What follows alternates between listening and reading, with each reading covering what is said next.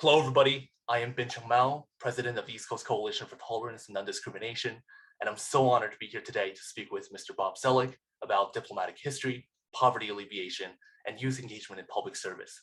Bob, welcome to our program. Glad to be with you. Let me start with your book, America in the World. It's the most fascinating book I've read last year and probably the most engaging history book I've ever read, and I study history as a student. It's quite different from academic frameworks that we might see or commonly see in political science classes. So I wanted to first ask you about one chapter that you wrote about Charles Evans Hughes in the book. Charles Evans Hughes served as Secretary of State under Warren G. Harding and Calvin Coolidge. You mentioned that Hughes, at the time a former Supreme Court justice, defined his diplomatic role in legal terms. He said that I am counsel for the people of the country. I was wondering, how do you see Hughes's legal mind being shown at the State Department? And as you were writing it, did you relate to any of that since you are also a distinguished lawyer? Well, I'm glad you picked Charles Evans Hughes. He's an intriguing figure, but probably to most he's been lost in the sands of time. In addition to the experience you mentioned, he had been governor of New York and he ran for president against Woodrow Wilson in 1916 and just lost narrowly by the state of California by about 3,500 votes. And actually, I saw some similarities with my former boss, James Baker, Secretary of State and Treasury and White House Chief of Staff, although different eras, so different types of people. But as for your question, the legal skills for both of them and for others, I think are applicable in diplomacy, negotiation, advocacy, mediation, and importantly, sometimes people refer to thinking like a lawyer. And what does that mean? Well, it means taking about problems, part problems into elements, and then trying to sort of understand how they can be fit together in other ways. And this amounts to being a pragmatic problem solver. And lawyers are often prone to understand institutions and processes, but the pragmatic ones also focus on results. So in the case of Charles Evans Hughes, just to give people a flavor of this, he comes in 1921. He had been a Republican Party candidate in the election before.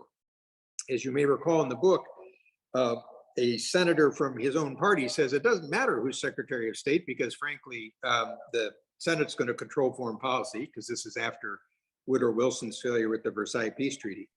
But what Hughes recognizes is there's a deep public disappointment in the United States after the failure of the Versailles Treaty and the idea of World War I as a sort of a crusade for democracy, and that sort of seems to fail. There's a movement for naval arms control internationally. There's budget restrictions. But at the same time, Hughes was quite an internationalist. He did not want the United States to withdraw internationally. And there were issues in the Asia Pacific that were left over from the Treaty of Versailles. You may recall from your family background, Shandong province was being still held by the Japanese. And this was one of the issues held against Wilson with the Versailles Treaty. The United States had rejected the League of Nations. And so there were many issues sort of left over in that area. And what I try to do with Hughes is to explain how he combined arms control with regional security in the Asia Pacific. So it's not seeing arms control simply as a technical exercise, but in a sense, seeing it as a process, not just an event. And for people today, you might wonder about the applicability. If you think about a topic such as Iran, there's an arms control negotiation, but clearly one has to connect it to broader questions of regional security arrangements, similar with North Korea. And so in that sense, one of the things I try to do in the book is to kind of plant the seeds for people to enjoy the history and the problem solving, but also think about how some of these ideas could be applicable today. You mentioned Iran and also North Korea with the current negotiations going on. So this leads me to my next question. And also when you were talking about Charles Evans Hughes, you mentioned that he reestablished this preeminence of the executive branch over foreign policy. I was wondering from your perspective, to what extent does this still ring true today, considering that during the Obama administration, the Iran nuclear deal was considered only possible under an executive agreement instead of a treaty because the Senate would never ratify it? So any member of the executive branch, and I've served in a number of administrations, always feels some of the frustrations and the limitations, obviously, in working with Congress. But I think if you compare the United States today with 100 years ago, the 1920s, the executive branch is still far more powerful. And this is a function of the national security powers from World War II and the Cold War, the strength of the US military, which is so different today than it was 100 years ago, intelligence institutions. And I'd actually use the example that you mentioned, which is that notice how the executive has now made some agreements even without Senate ratification, the Iran deal being one of them. I was involved in the first Bush administration with getting the only climate change treaty that the Senate has ratified, the global framework. And of course, the accords like Paris and Glasgow build on that because it was actually designed to have updating, but those agreements have not come back to Congress. To implement them, for example, to take the steps, the administration will have to get Congress's support. The executive has probably been far more assertive in spending power. Now, this goes back and forth. Nixon tried to impound funds, Congress stopped that. But you recall in the Trump administration, they took money that from one budget to put it for the wall in Mexico, which I think was frankly a violation of the Constitution. Another big area is the use of military power. And coming out of Vietnam, there was the War Powers Act. What are the responsibilities for the president to go to Congress? But I think in addition to seeing these as legal and constitutional issues, it's important to understand them in the larger political context. Regardless of what methods a president and his or her team uses, you're going to need public support and you're going to need congressional support.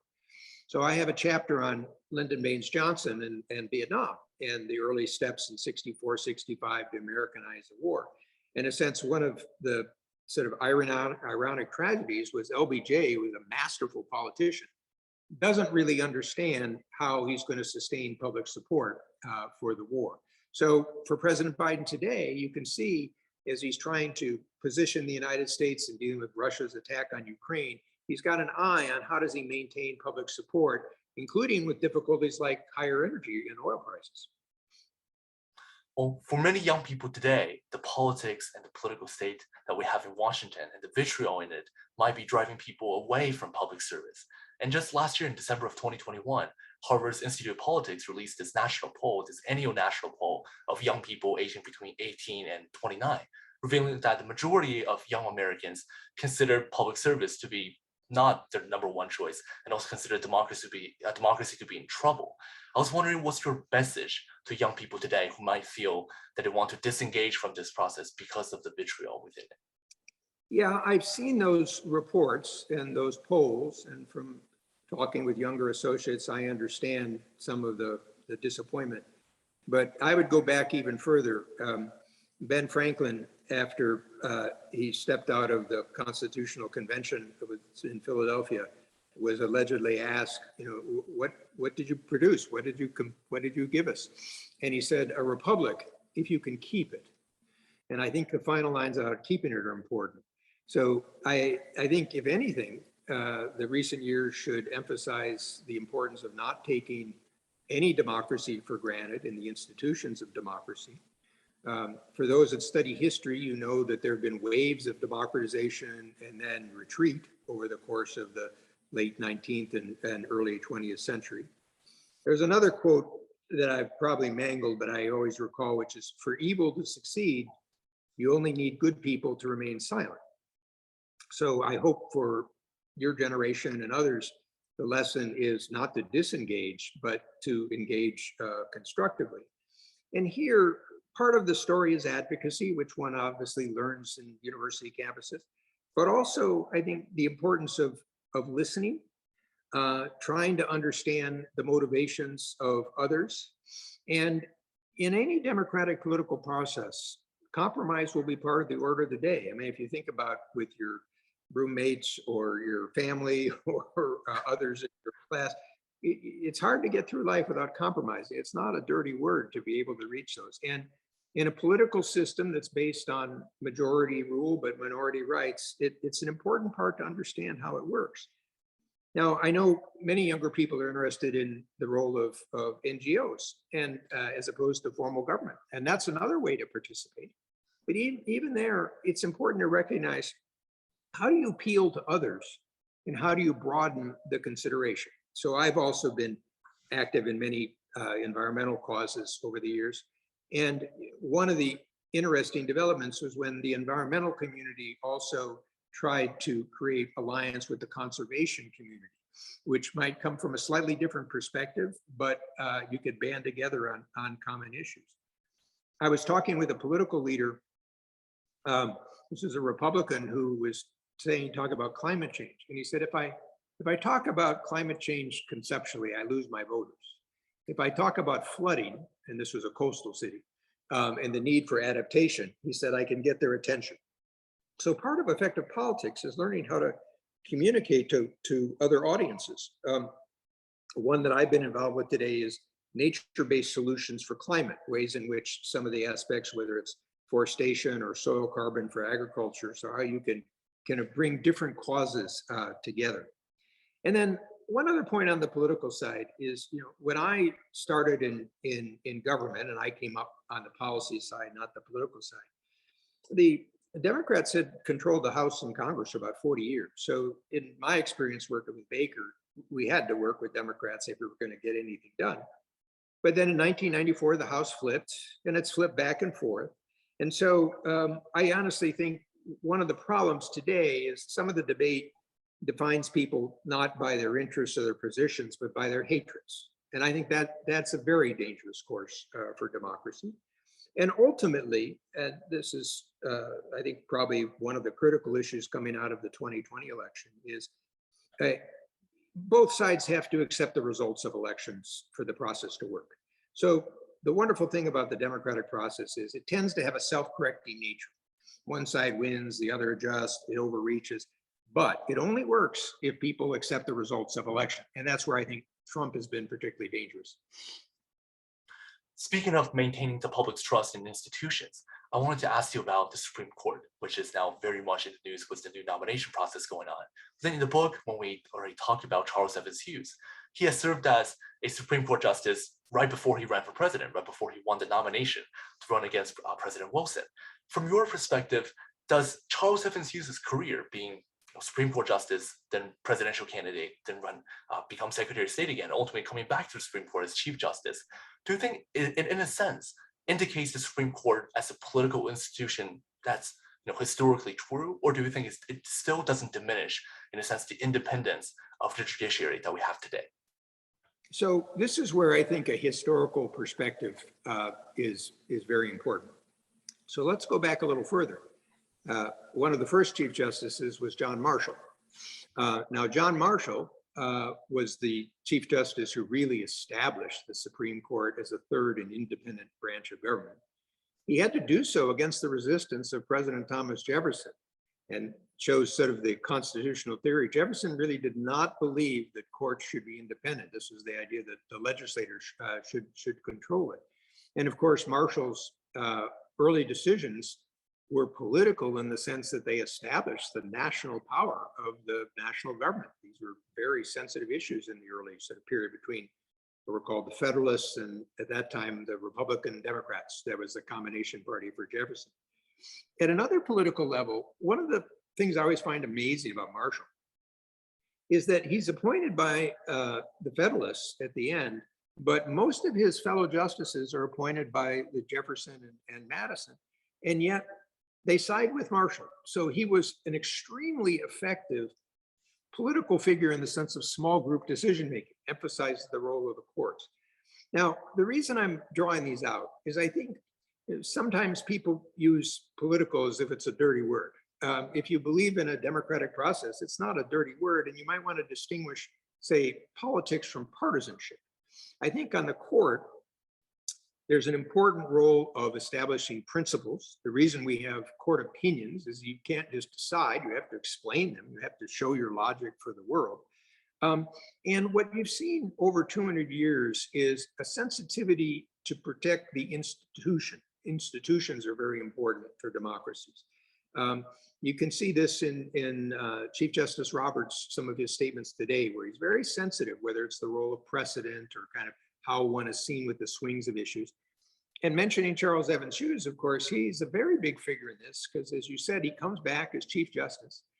In 1937, Franklin Roosevelt was frustrated with the Supreme Court.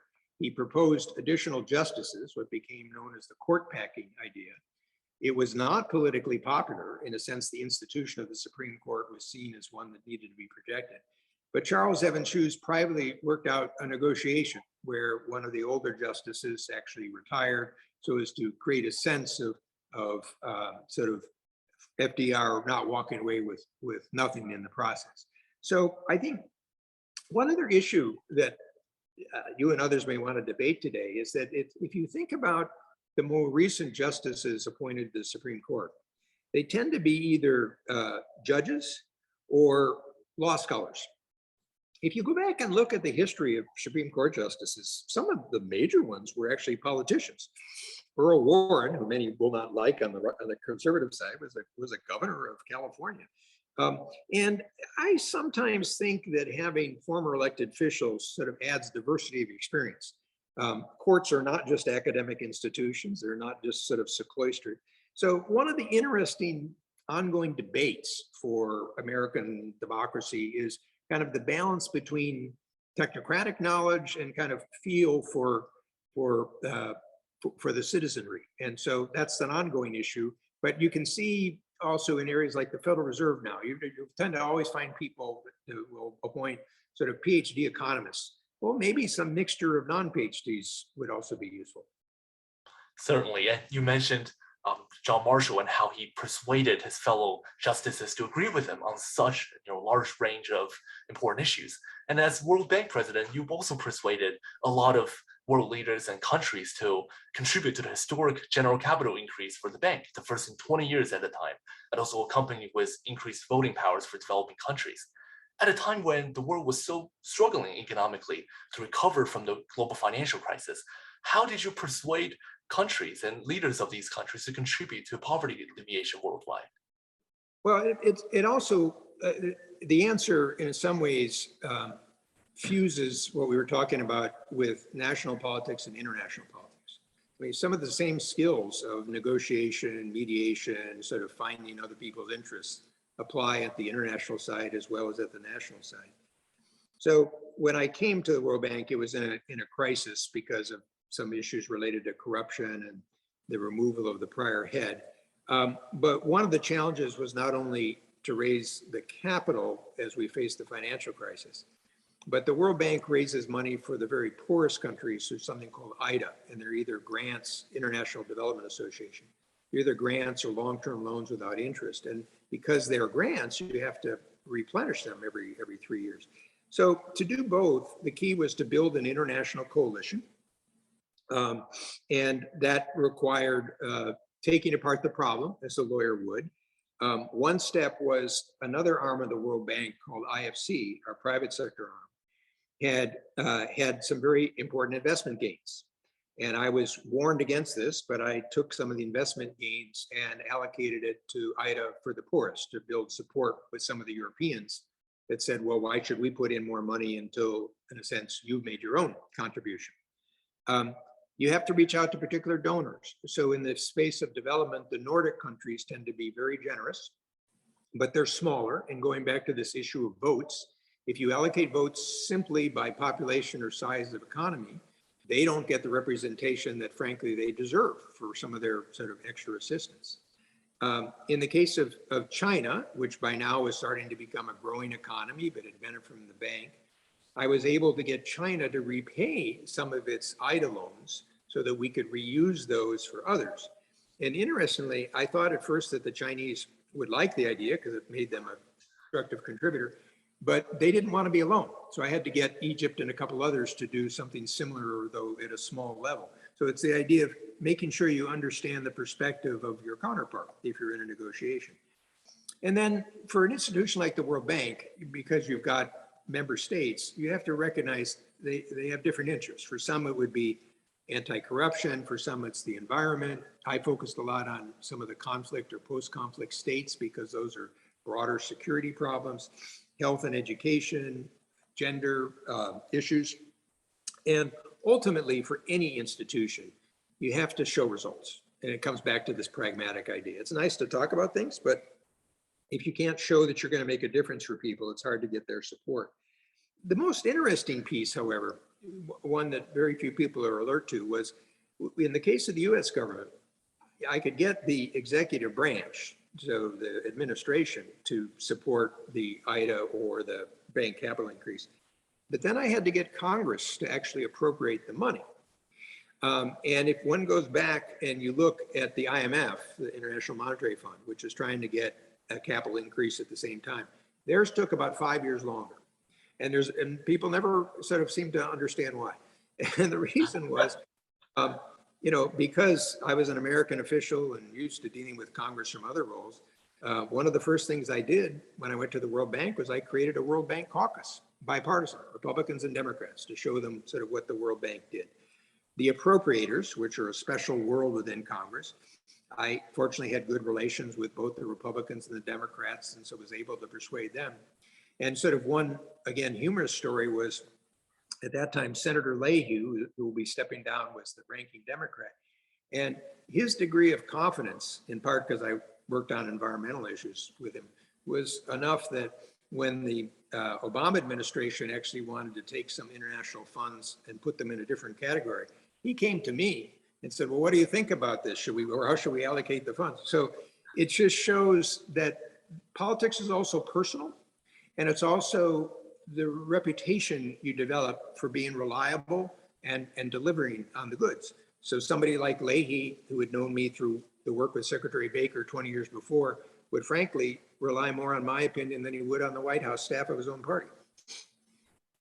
Well, final question. And speaking of, reconciling differences between different parties, and perhaps this is the biggest difference of it all that we have right now. How do geopolitical issues such as the Israeli-Palestinian conflict, which you worked tirelessly on with Secretary Baker in the first Bush administration to resolve, how does it impact the World Bank? And in what ways has it shown itself within the bank? Yeah, this also will give people some interesting insights about sort of the practical world on this.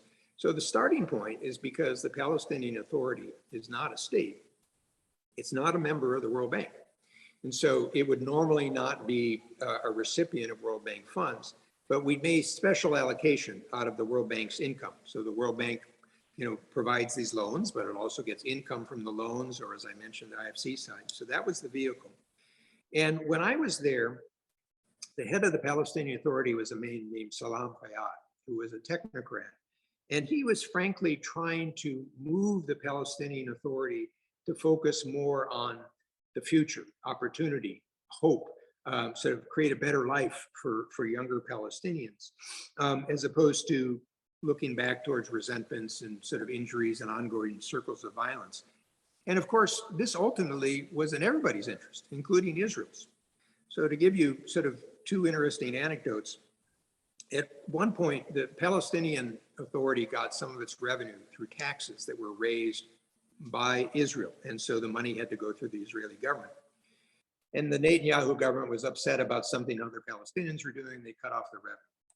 The head of the Bank of Israel asked me to talk to Netanyahu, the prime minister, to say, look, can you get him to turn on the spigot again? And so I went to see Netanyahu and I said, look, you have to understand, he creates a security force for the Palestinians. That means Israelis don't have to go in there. And I was able to get Netanyahu to be able to open up the revenues again in his own self-interest. But the other one was tougher because it was with Gaza and Hamas. And there was a sewage facility that was frankly at risk of breaking apart, which would have been an environmental disaster for Palestinians as well as Israelis. And so the World Bank developed a project to fix it, but it was obviously almost in a semi-war zone. And at times I had World Bank people going across the border zone, and on one occasion, they were stopped by the Israelis and left in an open field while there was mortar fire. So I invited the Israeli ambassador to the US into my office, and I said, look, I'm trying to fix this sewage facility, which frankly could kill a lot of your people, but I cannot have my people out in the open at risk and danger. So either you make sure they cross the border safely or I'm pulling out. And that's the other lesson. So sometimes on multilateral positions, you have to remember you take the right position, you try to make the right judgment, but you also have to be firm with all parties. And this is certainly true in the field of corruption. Thank you so much, Bob, for your insights and for being on our program today. I'd like to close by wishing you and all our viewers good health during this challenging time. Thank you and take care. Thanks for having me.